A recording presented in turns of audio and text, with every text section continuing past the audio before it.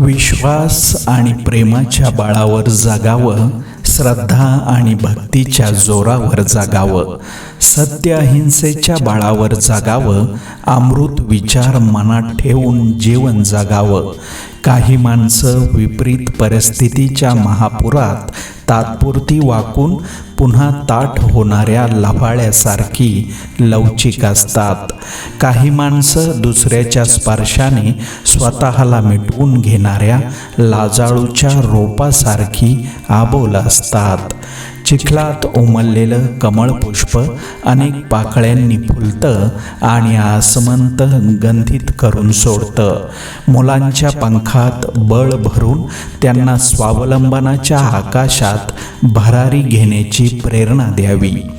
चंद्र, सूर्य, आकाश, तारे, समुद्र, पर्वत, नद्या, झाडं, इंद्रधनुष्य, फळं, फुलं ही परमेश्वराची दृश्यमान रूपं आहेत. विद्येविना मती, नीती, गती नष्ट होते, तेव्हा अनेक अनर्थ घडतात. चालला तो जिंकला, थांबला तो संपला, चालता चालता ध्येय मंदिर गाठावं.